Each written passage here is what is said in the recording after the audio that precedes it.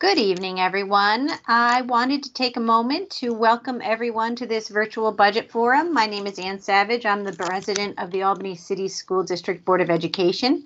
Normally, the role of welcoming everyone to this presentation falls to Superintendent Adams, but while I know she is listening in right now, she won't be in a place where she can speak for a few minutes, so I'm filling in.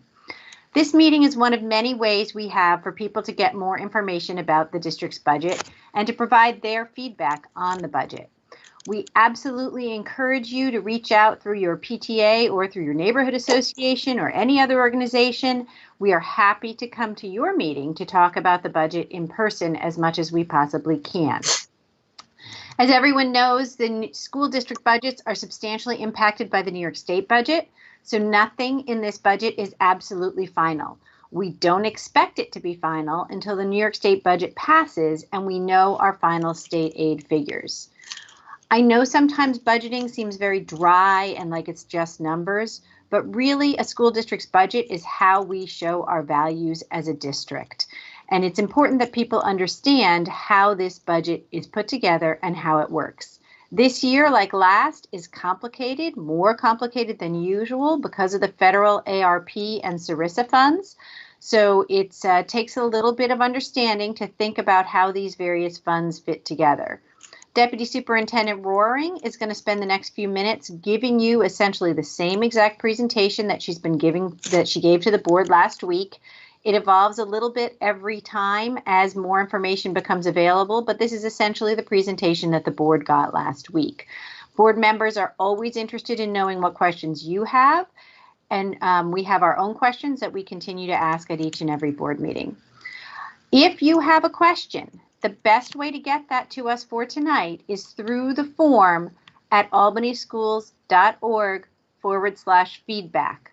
albanyschools.org/feedback.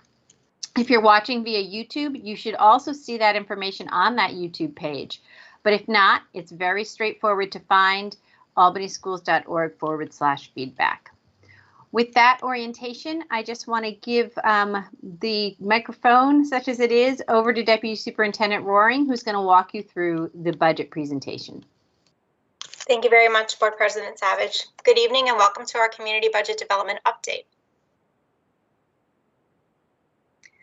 As we go through our budget development process, we continue to refocus our efforts on our guiding principles, which include our vision, mission, and goals, to ensure that the proposed budget presented to the board and the community aligns with those. This evening, we're going to provide a budget development process update, as well as share the draft budget with our cost drivers, staffing information, including ratios, a revenue update, tax levy scenarios, tax levy history, some multi-year projections, budget variables and next steps, and then answer any questions.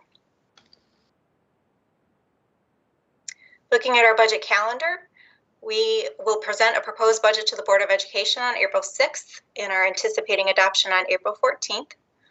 Our budget hearing will be May 5th, and the public vote this year is May 17th. As part of our budget development, we had a couple of key terms that we've been sharing out. A rollover budget is all current staffing and programs from the general fund carried forward for the next fiscal year, along with our known contractual obligations. A modified rollover budget is the rollover budget, plus items that will be transferred from one-time federal funds to the general fund for the next fiscal year. That means our rollover budget includes continuation of existing programs and services, contractual obligations, district operations, staffing, and benefits under our labor contracts. The modified rollover budget includes all of the above, plus absorption of identified programs and staffing funded with one-time federal dollars. The modified rollover budget does not include new funding or staffing requests submitted for 22-23, addressing mandates that require more resources or other items considered to be essential for programming health and safety.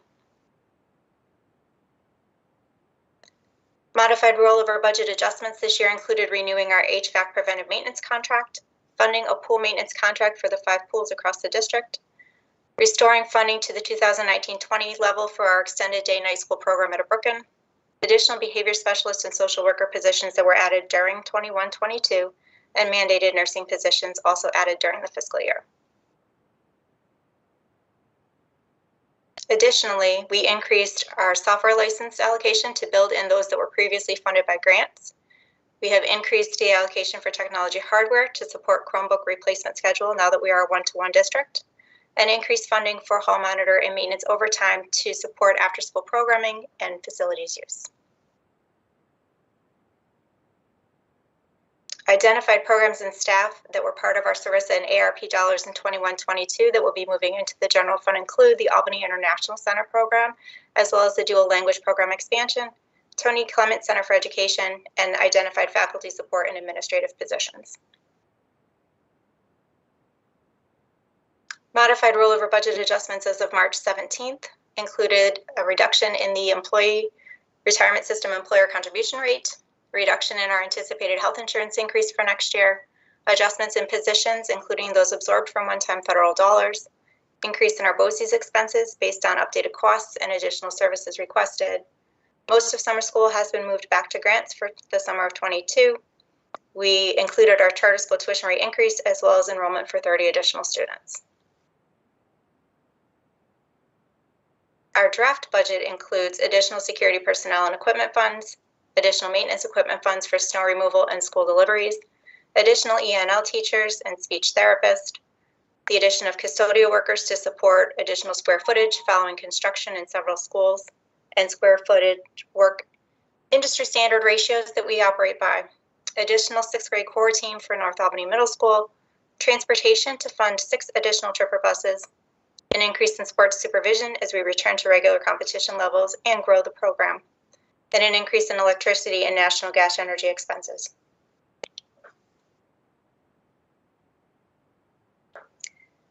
We have identified 116 positions, which includes staffing rolled into the general fund from one-time funds and those added during the fiscal year 21-22 and others to meet requirements for next year.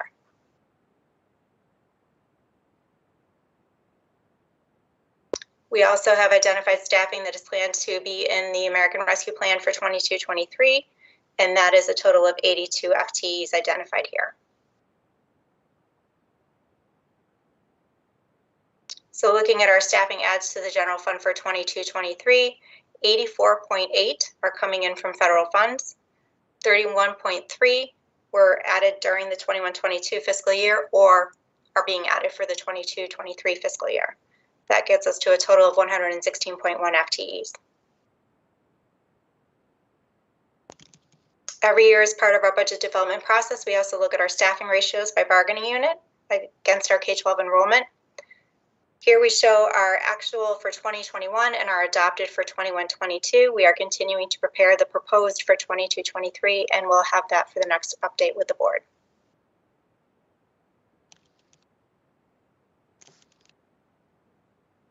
Our key cost drivers on the draft budget include benefits increase of just under $1.9 million associated to retirement contribution adjustments and health insurance increases.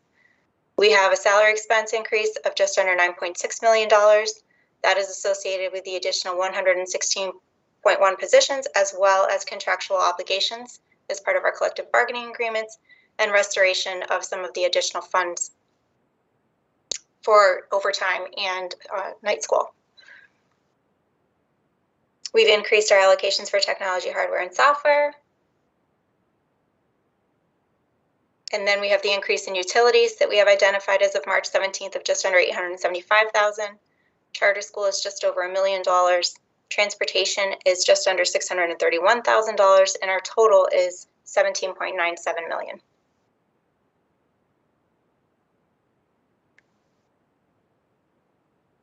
When we compare our adopted budget of 21-22 at $270.26 million to our draft budget for 22-23 at $288.24 million, we have a difference or increase of $17.97 million or 6.65%. It's important to note that the district is continuing to build back pre-pandemic staffing and programming, including funding for facilities use, sports supervision, night school. Additionally, we've rolled in costs that were covered by grants or one-time funds, including 85 positions and additional funds for technology, hardware, and software. The increase also includes funding for 31 new positions in the general fund and to meet program requirements, additional maintenance contracts for preventive maintenance and pools, and additional equipment funds for maintenance and security.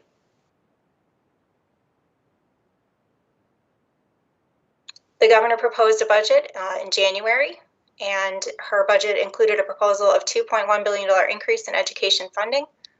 From that, $1.6 billion was dedicated to fund foundation aid increases. We are in year 2 of a 3-year path to fully funding foundation aid and anticipate the final allocation for that full funding will come in 23-24. The budget proposal continues the community school set-aside, as well as fully funding expense-based aids, continuation of categorical aids at the same per-student allocation, a charter school tuition rate increase of 4.7%, and proposes a new program of matching funds for social, emotional, and academic supports for students. Looking at our revenue sources, we put them in 4 categories. Our local revenue is primarily funded by property taxes, but we also receive tax on consumer utilities and payments in lieu of taxes or pilots. Our state category includes STAR reimbursement, foundation aid, categorical aid, and our BOCES special services aid. Federal comes from Medicaid assistance and E-rate, and our other category includes interest earnings and district billings, as well as appropriated fund balance and use of reserves, rebates and refunds attributed to our health insurance program.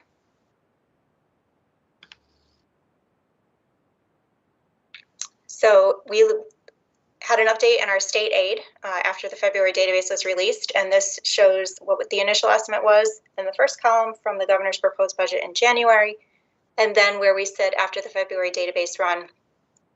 You'll see there is a decrease in our foundation aid, as well as several other categories, but a significant increase in our building aid of $1.5 million, leading to a net increase of just under $403,000.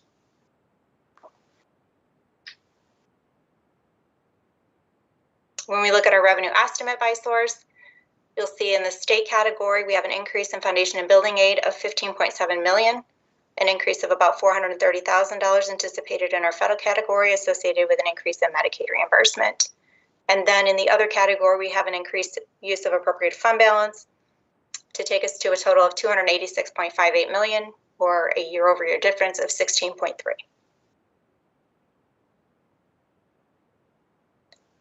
Looking at our budgeted revenue of $270.26 million against our projected revenue after the February state aid run of $286.58 million, that is a difference or increase of $16.3 million.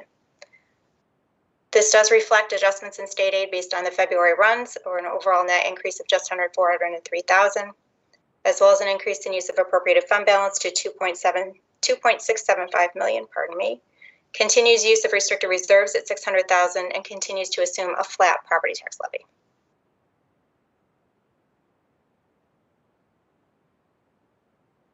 When we do a budget comparison, looking at our projected revenue of $286.58 million and our draft budget of $288.23 million, we have a difference or a gap of $1.64 million.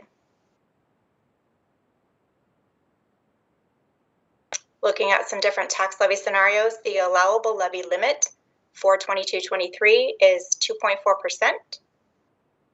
The current revenue estimate is flat. A 2% increase would be $2.4 million, a 1% increase would be $1.2 million, and a 0.5% would be just over $606,000.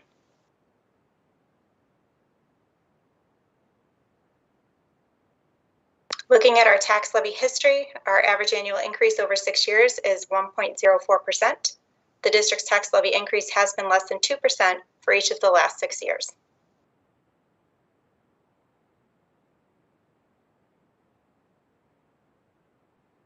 So looking at multi-year projections, assuming a 0% tax levy increase for 3 fiscal years, which would include 22-23, 23-24, and 24-25, as well as looking at our expenditure budget over those same 3 fiscal years. This scenario assumes full foundation aid funding in 23-24, an adjustment for building aid, that 0% tax levy increase, rolling in half of the remaining staff in ARP, or roughly 41 FTEs, $2.4 million appropriated fund balance use, and $600,000 of restricted reserves for 23-24. For 24-25, we assume a 5% foundation aid increase with the same other assumptions. At the bottom, you'll see that that reflects a deficit of $1.6 million in the first year, $2.2 million in the second, and $8.3 in the third.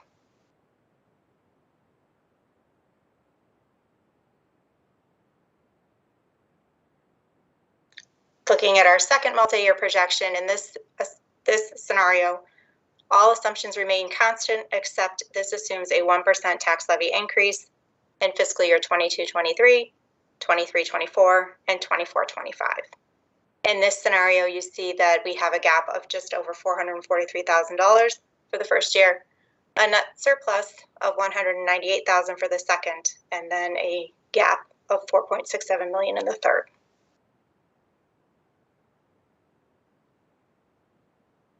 At this time, our budget variables are state aid, which will be finalized with the adoption of the state budget, and our tax levy, which is set in April when the board adopts the budget. Our next steps will be to finalize district priorities, incorporate new information as it becomes available, respond to questions, incorporate feedback from the board, community, and staff, and continue our lobbying efforts until the state budget is finalized. And we will take questions. Before we move to questions, I just want to take a moment to acknowledge the board members who are present with us tonight. Board Member Krejci, Board Member El-Minyawi, Board Member Chatour, Board Member Smith are all physically or virtually here and may at times put their camera on. I know Board Member Wilson is also here but not able to get her camera on for a variety of reasons. And I think that might be everyone that's here tonight. Oh, there she is. You all do have your camera on. Thank you. So I just wanted to thank you all for being here tonight. I know that we have been very busy recently, and I appreciate your giving yet one more night to hear questions from the members of the community. So do we have any community questions tonight?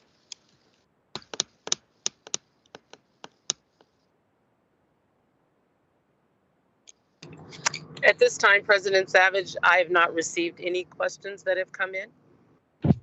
Superintendent Adams, it's nice to see you or hear you.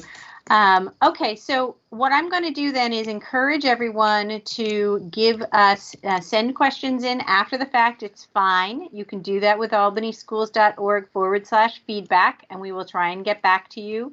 You can also, as always, submit public comments through the albanyschools.org /BOE page, find the addressing the board section, and that will allow you to submit public comments that we would read into the board meeting record next week. Or you can always email the board at boe@albany.k12.ny.us. And I encourage you again, if you are a member of a PTA or a neighborhood association or a improvement organization or any other kind of community organization, and you would like to have us come and talk to you about the budget as the budget vote time gets closer, please let us know through any of those mechanisms I just mentioned, and we will do our very best to schedule an opportunity for you to hear us and talk to us and ask your questions in person. And with that, I think, unless we have a late breaking question, that we will say thank you very much, everyone, and we will see you at the board meeting next week. Have a good night, folks. Good night. Thank you. Good night.